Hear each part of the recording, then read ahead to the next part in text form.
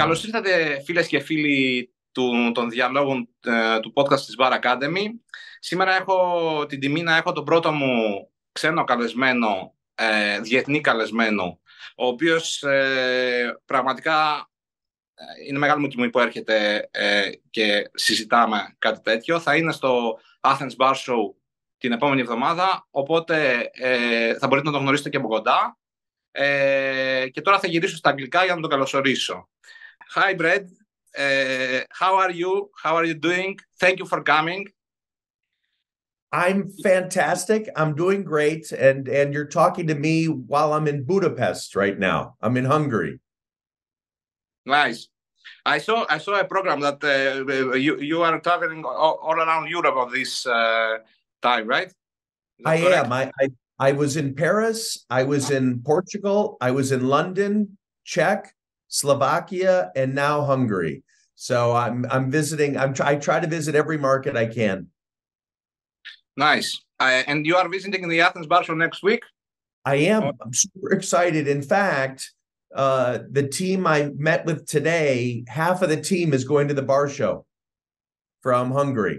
So everyone's talking about the bar show. You have a great show. Thank you very much. And I'm very happy to hear that from you, and a person who I really admire at this point very much, because I know a lot of things that you are doing, and I actually didn't know all the things that you have done in our industry, and I started to search on you about this podcast, and I'm very excited that we are here. Thank you very much. It's our honor. It's our honor to have you here. As I told you before, when we were talking about the podcast, you are the first international guest I have. We are a quite young podcast. We are like 2 months, 2.5 months old podcast. So you are the first international guest that I have in this podcast, and it's a very big honor to have you as a person. Thank you. And I would like first of all to ask you a little bit about who you are, like beside like the brands, beside the sovereign brands company, beside the brands that you have created. A few things about who you are. I haven't found anything about that, at least. I'm Brett Bersih. I live right now in Chicago, in the U.S. I've got 6 beautiful kids that I think each of them are like their own brand. I get to do business with my 3 brothers. We're all in the business together. And I get to do what I love.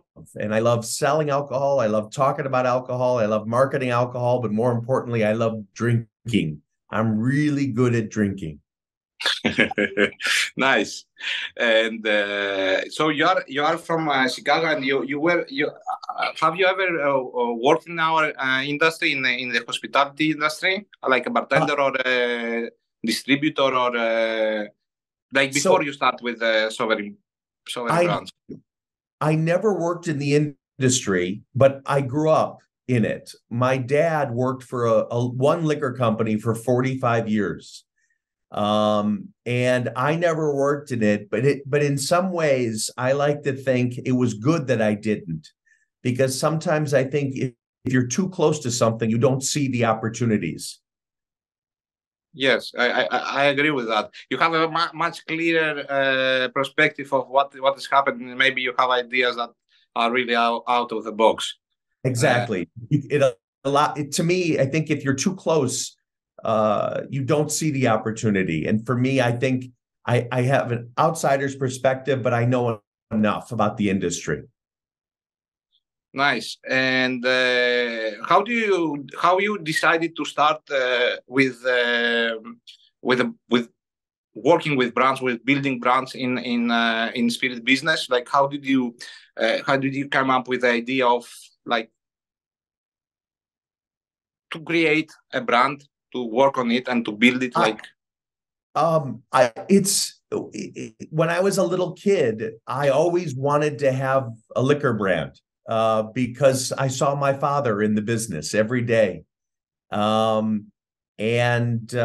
always wanted to do this, but never, I finally made a decision. One day I quit my job and with my brother and decided to launch the company. And what's crazy is my goal then is still the goal today. All I've ever wanted to do was make brands. Whenever I can come up with a better brand in our industry, I want to launch it. That's my goal. If it's a better product than anything out there in its category, I want to try. And how this journey is going till now? Like, how do you think it was a good idea to start in business and building the brands? Well, did you have a good life? This is the question. Yeah, no, I think it's been 20 plus years. My first 5 years sucked. It was horrible. My house was foreclosed on because I put all my money in this business. I stopped paying my taxes and I had the IRS sweep my bank account. But I believed in what I was doing. And fortunately, I learned from my mistakes, and that's part of success. So in the beginning, it was very tough, but I made it. And I've learned from it. Every day I learn something new, and I get better at it every day. It's always like I am an entrepreneur myself, and the first 5 years was hell. Of course, it's almost every time like this. I think. Yes. I think most of the time the first 2, 3, 5, 10 years maybe are really difficult. What made you like you believed in your business, but there are also sometimes when you have these difficulties, there are friends, family, people who are trying to really they try to help you in a way, but they try to help you by making you stop what you are doing. So it's a good point. So my father wanted me to stop. Everyone wanted me to stop. The only person who wanted me to keep going was my mom. She believed in me. And that helped greatly because when things are bad, and I tell everybody this, you need somebody in your corner. It could be a friend, it could be family. In this case, it was my mom, but she believed in me. And the other thing that happened for me was when things were the worst, I realized how much I loved this industry. And that helped me realize it wasn't about money. It was just about being happy. And I needed that. I needed to go through that pain to see what I had. Nice point. And would you like you have now 20 years experience in our business? Would you suggest and would you say that if a person who is thinking of getting in this business as an entrepreneur, mostly because I think that this is the part that is very difficult. Like the other things that you can see people do that. Like if you are going to be a manager or a brand manager or a marketing manager or working for a business, it's like something that you can see and you can easily ask people that in this business. If you would say to somebody who would like to start as a spirit business entrepreneur, would you suggest that? Would you say that this is a good way to do it? Or I think yes. I think if you do it, the mistake I made is I think I wanted it fast. I wanted success fast. And when you can't think like that because you can't force success. You can't make it happen fast. At least I couldn't. So to me, it's if you're doing it because you love what you're doing, then I think, yes, you should do it. If you're doing it just for the money, to me, that's a mistake because you can't chase that. You're trying to chase happiness that you can't get. And I learned that the hard way. Can you tell us a little bit a few things about the difficulties that you had in the beginning, like top things, like 1, 2, 3 things that you could share? My mistakes, and I learned from them. One is if you're going to be an entrepreneur, the key is you have to make the decision. I have a saying: if anybody's going to fuck it up, I want it to be me. And in the early days, I took advice from people that I thought were smarter than me, that knew the business more than me.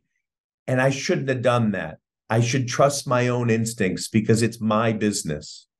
I also think I have an expression that I like to say is sometimes not having a plan is a good plan. And the reason I say that is every day you learn something new. And if you stick to a plan, it means you're not going to learn. You're not going to pivot. You're not going to try new things. So for me, I look at it that I'm going to learn something every day, and I need to figure out maybe there's a better way tomorrow.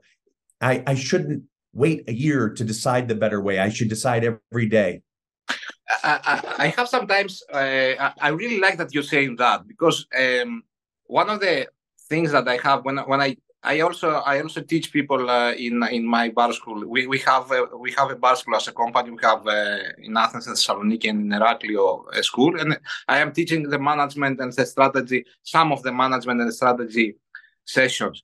So I always say that when we started when I started as an entrepreneur in the beginning, I had some partners who were very strict with the thing of budgeting things, structural plans, a very specific business plan that they wanted to do, and I think that made us to go a little bit slower than we should go. Like we had to do a few things that are not. Maybe we would do everything much faster in the beginning if we do not stick to some, as you said, to some things, to some plans. Do you think that sometimes it's better to reinvent the business when you are doing the business, like reinvent the plan of? Sure. Every day you learn. So every day, there's something that maybe is a better way to try something, and you need to pivot, you need to adapt. And I think that's critical to success, because I think, again, my mistake was, one of my many mistakes was sticking to a plan. And if that plan didn't work, 2 months, 3 months, 4 months, I just wasted so much time. So to me, it's just about being aware of leaning in on where you're successful, and where you're not, forget about it, move on, try something else. Nice. And how do you still get like you are a very successful entrepreneur at the moment. I think, and in at least in when you think of entrepreneur, you always think the economical part also as a part of what a person is doing, and you are a very successful person at the moment. I believe you have gained at least many things from what you were expecting to gain from this business. How do you get up in the morning and continue to do that again and again for the last 20 years, and you are still, like, I see you are still passionate with that. You are still like really want to do new things and want to do things in your. You are very enthusiastic with your company. The easy answer is every one of my brands that's successful, I was told would never work. So to me, I want to prove everybody wrong. I want to prove to all those people who believe in me that it works. And all those people who don't, I want to prove them wrong. So I want to fight. I thrive off that energy of I want to show, like this brand Bamboo. When I launched it 5 years ago, everyone told me, don't do it. Don't do rum. And if you tell me not to do something, I'm going to do it even harder. Today, it's the #1 premium rum in the world. And that to me shows if you believe in something, you can make other people believe in it, and you can make it happen. So I like the fight. Nice. That's a good perspective. You like the fight to fight for your beliefs. Is that correct? Yes, because I think I don't know. I think there's a lot of people like me out there who have an idea, and you make the mistake of asking other people what you think. And that's your first mistake. Don't ask, just go do it. Because they're going to tell you something negative all the time. So I no longer ask anymore. I just go do it. Nice. I really like this answer. I will use it in my sessions, in my seminars. And how do you? I would like to talk about the few products now that you have in your created. You said about the Bumbu. How is that? How the idea came first? Like, how did you think about it first?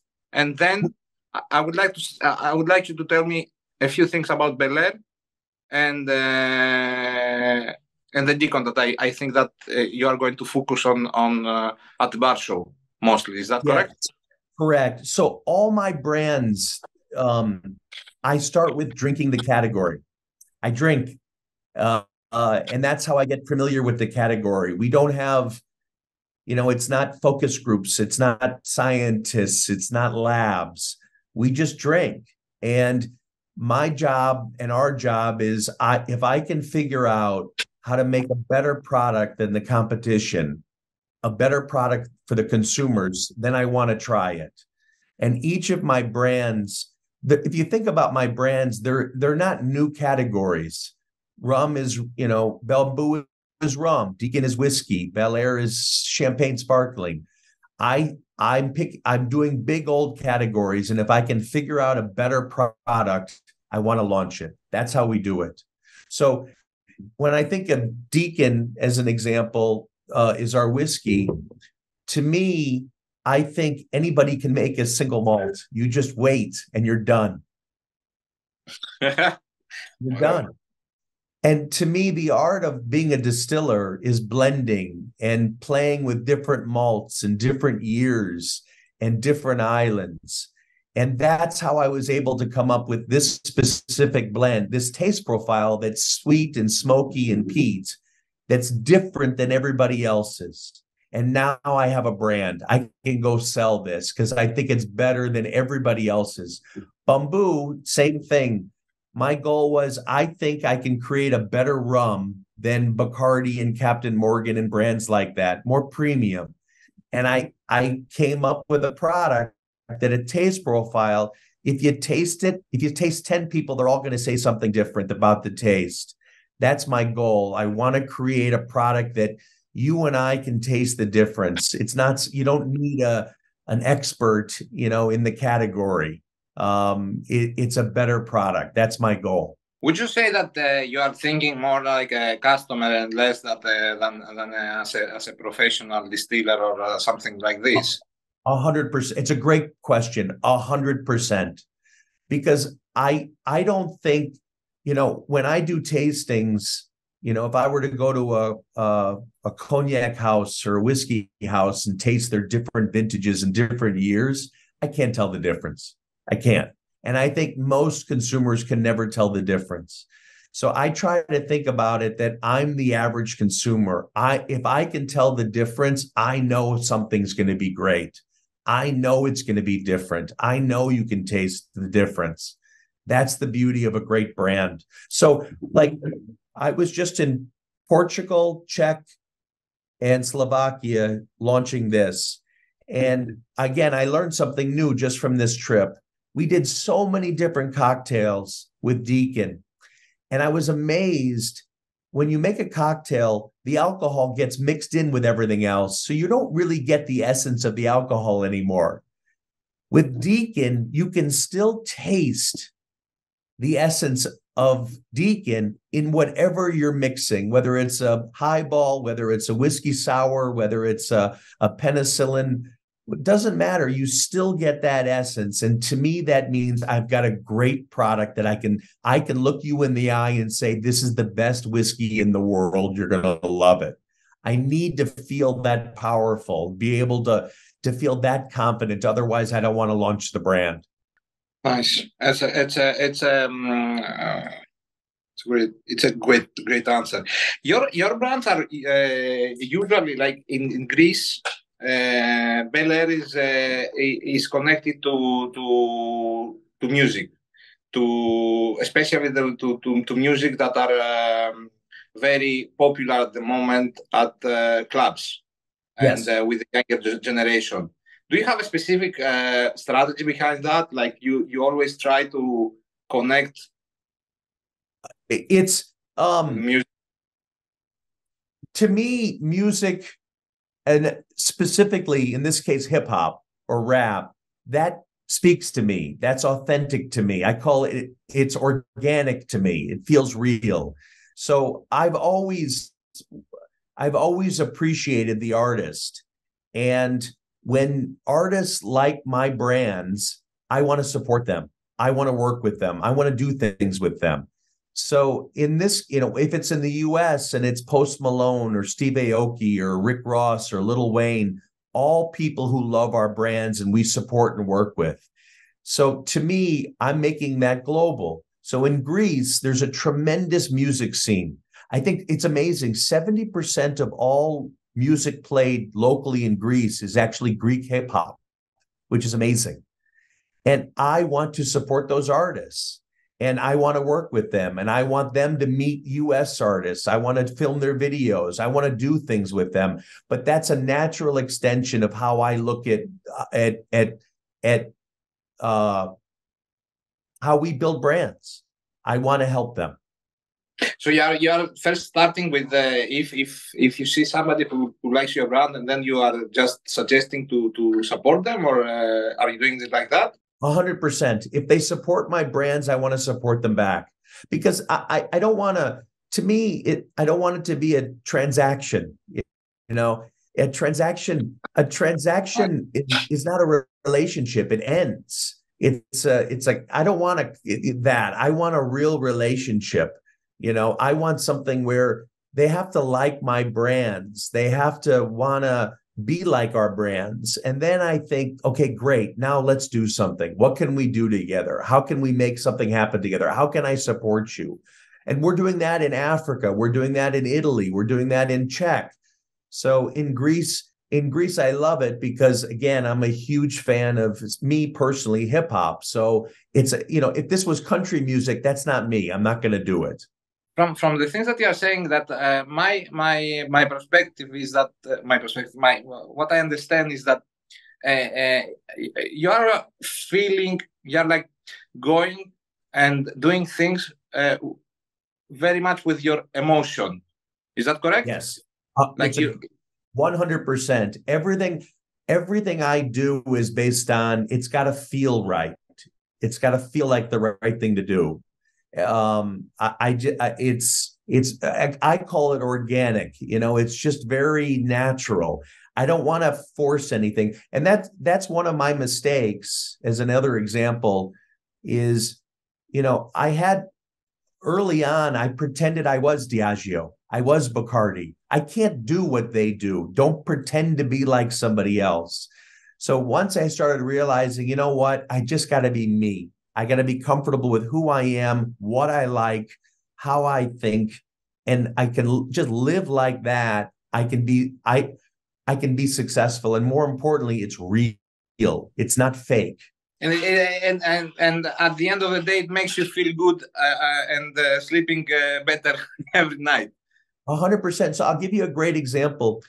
In Cameroon, there's an artist named Chaco who loves our brand Bel Air. And he put our brand in a song.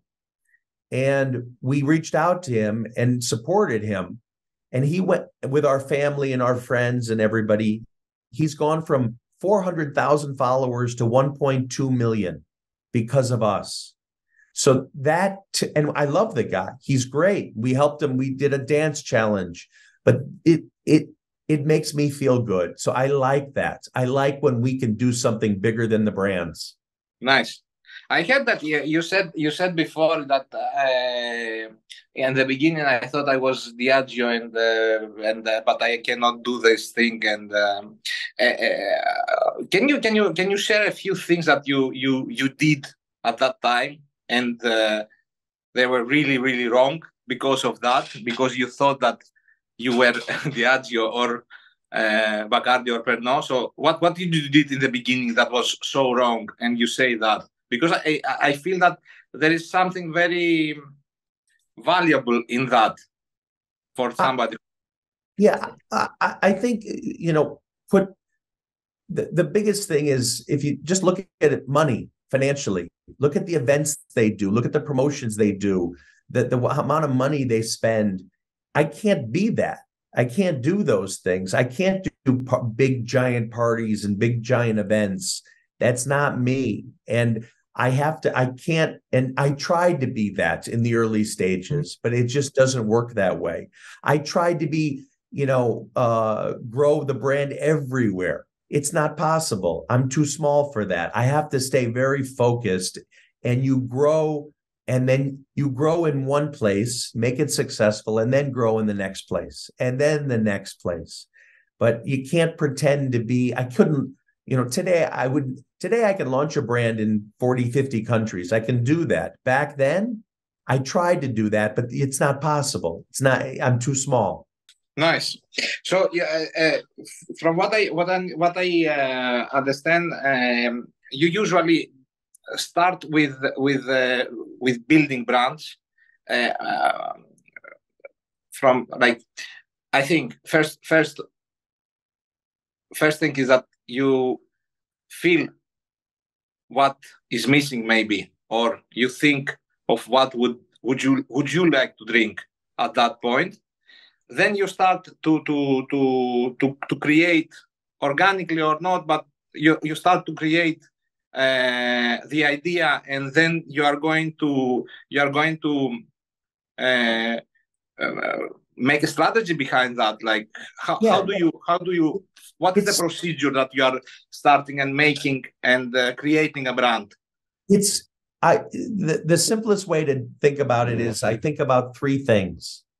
Taste is most important, because if you don't like the taste, you're never going to come back. So taste wins. If I can figure out, to me, it's always about, can I make the product taste better than the competition in the category I'm in?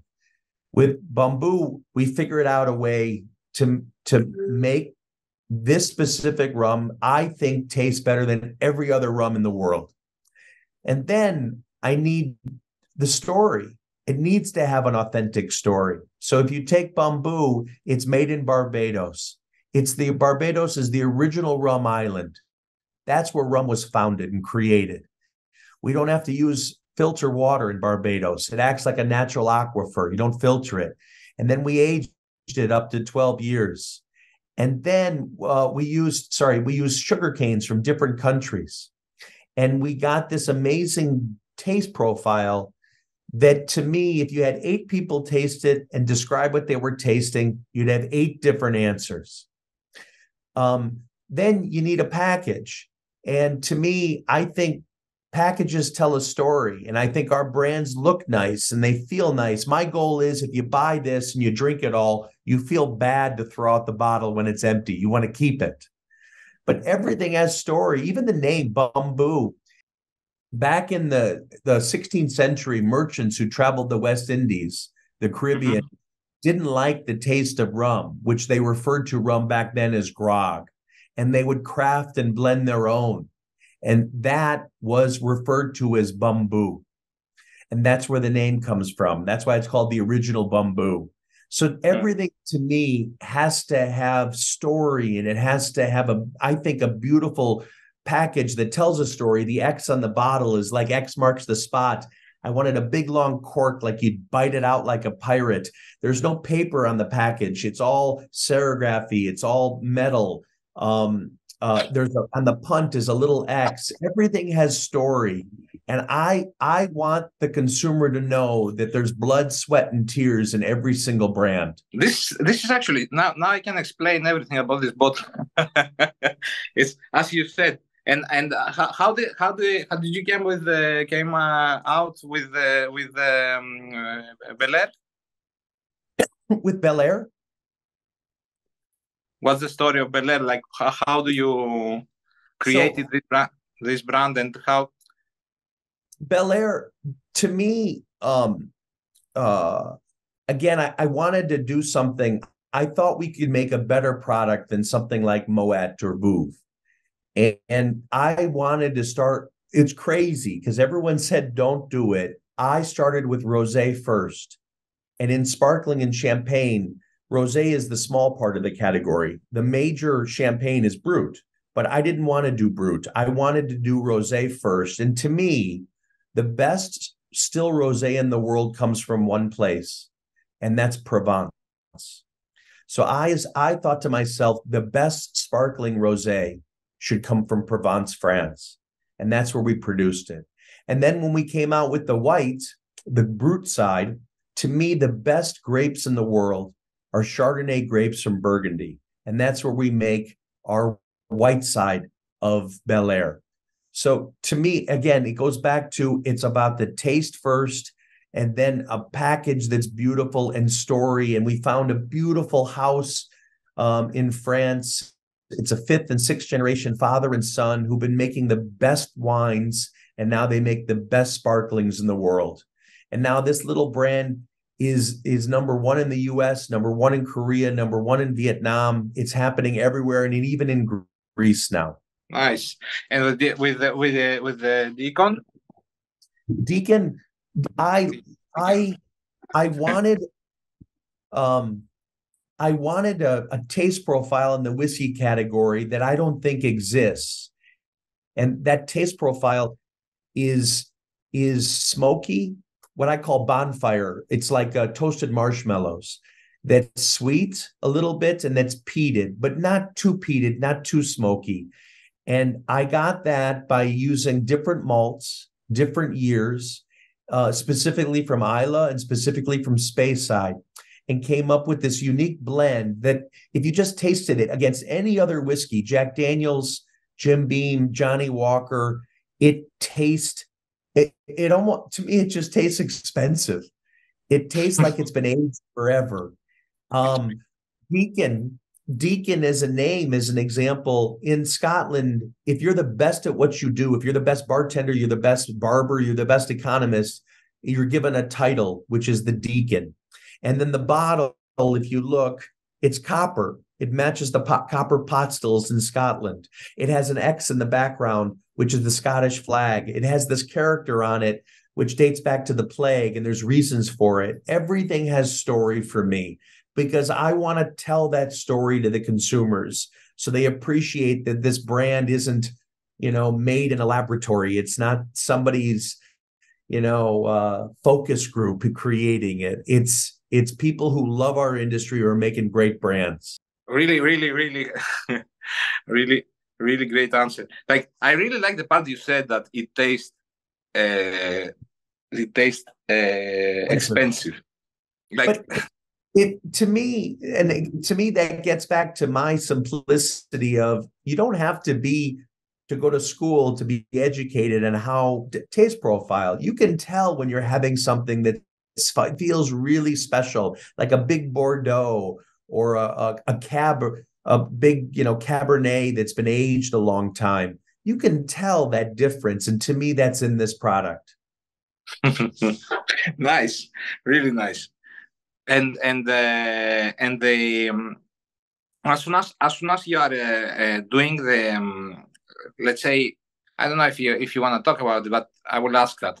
You have sold a few brands to different big companies. Like how does it feels to give a baby to somebody else? It's the word. I sold my first brand, which was Armand de Brignac, Ace of Spades, beautiful champagne. It's the first new brand in 100 years. It's like it was the worst decision I've ever made, because it's like selling a child. Very difficult. But the reason I did it is I had lots of other brands I wanted to launch. Bamboo, I wanted to launch. Bel Air, I wanted to launch. I didn't have the money. I didn't have the money to do more brands. I could do one, but I couldn't do more. And so to me, it's like, there's an expression, it's like cutting off your arm and now you're stronger. By selling it, now I have money to do all these other brands I wanted to do. But at the end of the day, it is like selling a kid, isn't it? It's the worst feeling in the world, because it's your baby. Everything's in it. Life is in it. Everything's in it. But in my situation, I made a decision. I didn't want to raise money. I didn't want investors. I don't want to deal with anybody else. And the only way I could grow, was to do it this way. I didn't have the capital, but I had to. You're dealt the cards you're given. If that makes sense. Mm-hmm. Yes, and now, as you see your kids with other fathers and mothers, how do you feel? Do you feel the need to say that I would do that with different way? I don't like that. Do you feel that still, or you have focused to the other brands? Every day I think that. You can't get rid of it, because you want the best for your kids, even if you don't get to, to parent them anymore. You want to see them do well. You want to see them successful. It's always going to be like that. It's very difficult. It's like in some ways, it's like a bad divorce. Yeah, I can understand the point of that. And now you are. I read about the first time I read about your company. Like, I knew the brands. I knew Bamboo from. Actually, the first time I saw Bamboo was in Cyprus about 4 years ago, and I haven't seen that in Greece before Cyprus. So I went to live to Cyprus for a few years, and in 2018, I saw the brand. Almost in every bar I was going to. Like it was like, I know the spirit business, and seeing a brand in so many places was very how to say it. It was impressive, because I see a brand in every bar. I know all the brands that exist, and I see a brand in almost every bar. That was very impressive for me. And when I found out about, I knew this RAM, but I didn't know about the sovereign brands. I didn't know about the other brands that you had. And at least at that point, then I learned a few things more things about your company. And now you have started to incorporating with Pernod Ricard in Greece, or it's globally, or it's global now, and it's a wonderful relationship, whereby I like you asked me before. I don't want to sell. I want to keep doing this. I love what I do, but I want to grow my brands more. I believe in what you just described, which I call global brand building. I think as consumers, if you love Bamboo and you're drinking it in New York today, and you go to Paris tomorrow, you don't change brands. You want the same brand. If you go to Cyprus the next day, you ask for the same brand. If you go to Athens the next day, you ask for the same brand. So I want my brands to be everywhere because I think my consumer is that consumer. I want them to have the best wherever they go. And how is that? It's like when you are starting to cooperate with a big international, multinational company like Pernod Ricard, and sometimes it's like you were. Did you work alone by before that? Like you were with your team, and that's all. You didn't have any corporation with any other. So the Pernod Ricard is the first company that you are doing that. And it's a very big company. It's a very, I suppose. Well, I'll answer it this way. I was very fortunate that we could have worked with any of the big companies, but I chose Pernod. And the reason I chose them is there's still very much a family that's still involved with Pernod. The chairman is a Ricard. He runs it. There's a great culture they have. They're people I believe in. I love the fact that they love the history of their brands, of the way their grandfather built the company. I respect that. So to me, they had a culture that I could appreciate. Aside from building, from a business perspective, just from a passion. I need to believe in people. I need to get behind something, and I believe in Pernod as a company. So to me, they were the perfect match. How different is the day-to-day business now, like for you and for your team? Like you started with those brands. You are doing that for 20 years. You said. Yes, after 20 years you started to cooperate with a. Correct. It's good in the sense of there's bad things and good things, and that's just normal. I just continue to look at it that I'm learning how to fit our brands in their world and grow them. And that's the challenge, but it's working. So in Greece, Bamboo is now, you're going to start seeing it everywhere in Greece. You're seeing Bel Air more and more everywhere in Greece. So it's happening every day. Soon we're going to have Deacon in Greece. So every day is, again, I look at life, as long as we're making progress, even if it's slow, is progress. So that makes me happy. Just being like the better of since the day before or something. Exactly. It's no different than if you make 49% of your life is making mistakes, but 51% is doing positive things. You're on your way. That's good. That's very very good quote.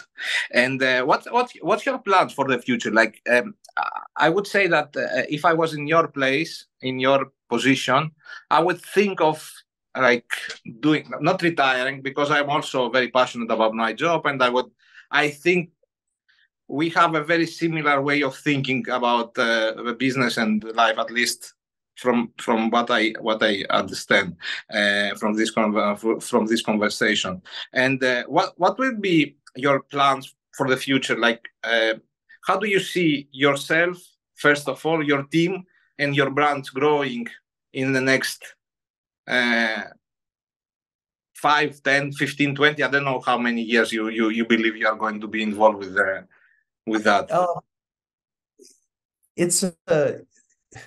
My answer is I don't think about it. meaning my mistake early on, as I said, was thinking about the end and the future. And to me, I stopped thinking like that. And to me, it's all about today and building a brand. So to me, it's about Bamboo and every day making Bamboo a little bit bigger. It's about Deacon and every day making Deacon a little bit bigger, and Bel Air and every day making Bel Air a little bit bigger. And if I can come up with another brand that I think is better in the category, which I have a couple other brands I'd like to launch, I want to launch those brands. So it's a strange thing, but to me, in 20 years, nothing's changed. At the first 5 were my learning, but the next 15 plus have been, head down, get out in the market, talk to bartenders, talk to mixologists, talk to buyers, talk to you, go to the shows. I'm an old school brand builder. I believe in getting out in the market and selling. And have you been in any other bar shows before ours? Like you're gonna be for the first time in our show, or you have been in our show? First time at your show. I went to the Rome Bar Show earlier this year.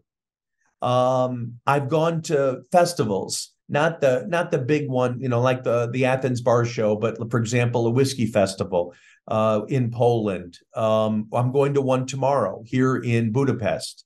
So it's strange. In the US, in my mind, we have tales of the Tales of the cocktails, yeah.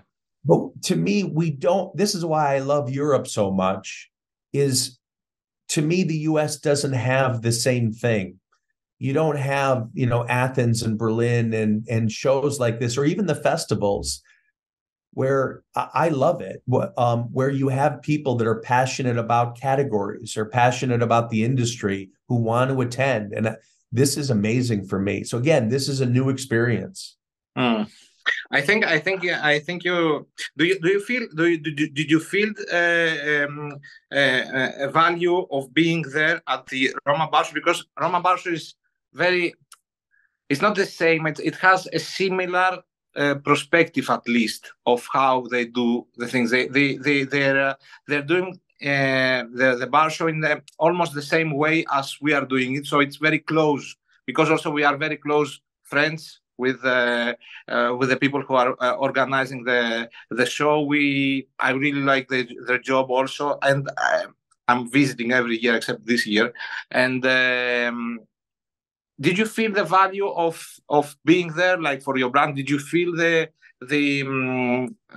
appreciation of the brand, or did you show the value of what they are doing for their culture and their market? I'll answer it this way. Did I feel that yes, there's value, but to me, it's all about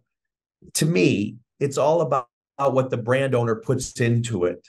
Does that make sense? Yes. Makes sense. It's there. What you're offering is something amazing. It's my job to take advantage of what you're offering. If I don't do a good job, I'm not taking advantage of it. So the Rome Bar Show for us was amazing, because Bamboo, in this case, we showed off Bamboo. We were the biggest hit of the festival by far. We owned it. When we did this whiskey festival in Poland, they've been doing it 9 years now.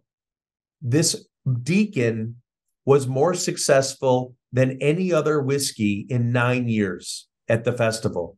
So to me, it's all about what I do to take advantage of your efforts. Do you know what I mean? Yes, I get it. I can't. You're giving me the platform. I got to take advantage of it. It's not, it's not your fault if I'm not successful. It's my fault if I'm not successful. Nice. And do we still have time, or how is your time? Go ahead.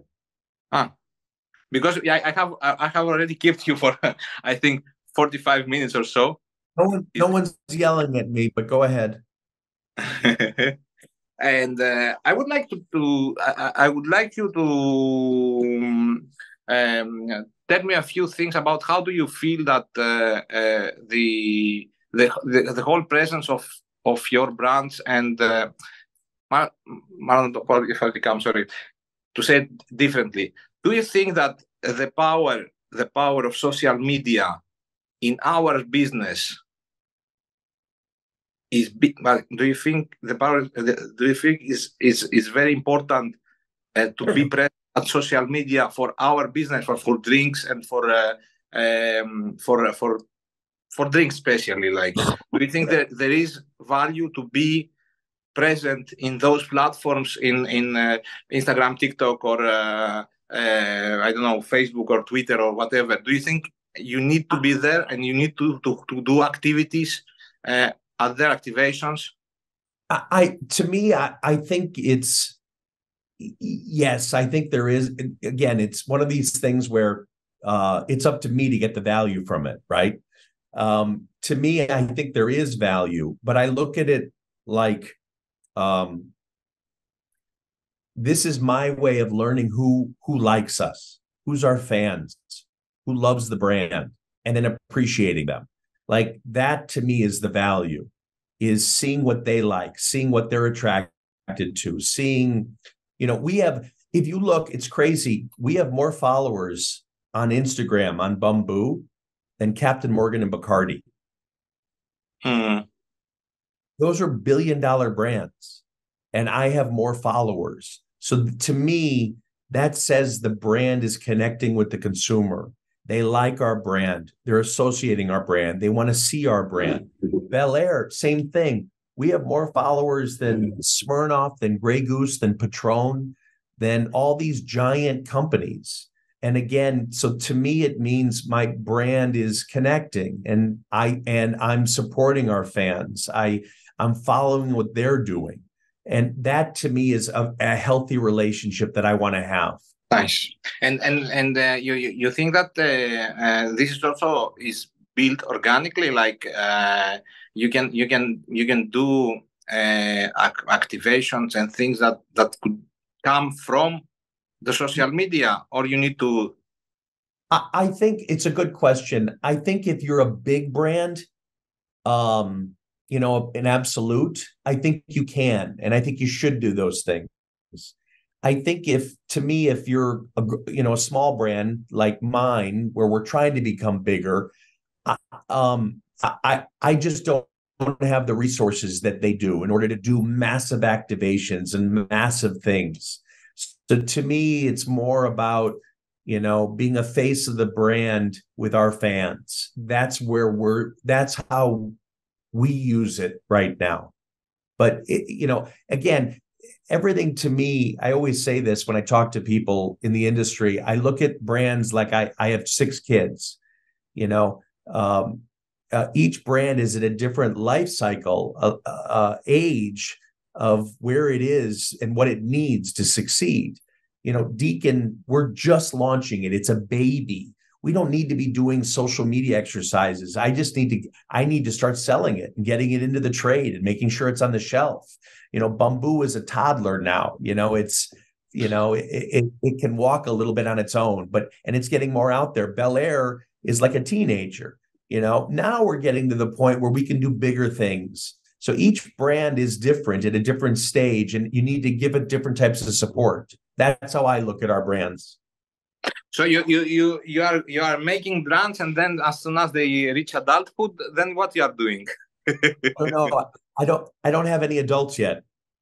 You don't have any adults? No, okay. They're not there yet. I'll let you know when they're there. But if they're an adult, I look at it. It's like I have a 24-year-old daughter. She's on her own. She doesn't need me. And that's a great place for a brand, is when they don't need a parent. They can do their own, the brand can exist without you. That's the ultimate goal to me of any brand builder, that it's ready to be let go. And, but these little brands, you can't do that. You got to treat them. And I would tell anybody in an entrepreneur if they're starting a business, you need to micromanage the shit out of a new business and a new brand and stay all over them. Because to me, that's the only way they'll grow up. Could you say that if a brand reaches maturity, then it's ready to be sold to somebody else? The problem. Would you say that is correct? Yeah, but I think in life you just never know. No one ever guesses the right date for maturity. When is it? When? It's. I don't know. But again, like I said, you think that it's hard to let go of brands. It is. It's a difficult thing. I suppose that maybe it's not to give it away. Maybe it can be like you stop because it's become mature and it's reached adulthood, and it wants to go by itself, then you focus on the smaller kids and you are working with smaller kids and things like that. Maybe it's not selling, but it's like leaving your people working on that adult brand and then go to somebody. It's hard to know. It's hard. I look at a brand, I'll give you an example, and it's not my brand, Jameson. I think Jameson's an amazing brand. I think it does maybe 10 or 11 million cases. I think that brand is still not mature. It's going to keep growing and keep growing and keep growing and keep growing. Good point. So you just don't know. You don't know. And, you know, I don't know. This gets back to this idea that I don't want to guess the future. I just want to live right now and keep going and keep building. That's a very good way to end up a conversation, I think. At the end of the day, I'm really happy that you shared all your experiences and your knowledge. I'm gonna be at your presentation at the bar show. Definitely, I'm gonna be there because in case you haven't noticed that yet, because the people will see the episode next week. In case you haven't noticed, in our program, we will have a brand building presentation by the person who have built some of the biggest brands in some of the very, very known brands in our business, and very big actually in numbers. And hope to see you. I hope to meet you in person. I will definitely meet you in person, at the bar show. I will try at least. I don't know if I'm gonna be successful from the fans that you will have around you. I'm super excited to visit the show. If you don't hear this, everybody talks about the Athens Bar Show. Everyone's excited about it. It's something that you have to attend, and that's a nice compliment for you. But I'm really looking forward to this. So I appreciate you having me on and asking me the questions, and anything I can do, please ask. Thank you very much. Thank you very much for being with us. It was our honor to have you here at the Διάλογοι podcast. And I hope you are starting a very big series of international guests that I will have. I love it. Hopefully you'll soon there'll be number 2 international, then number 3 and number 4. Anything I can do, please ask, and I'll see you in a week or so. Thank you. Bye-bye. Thank you very much.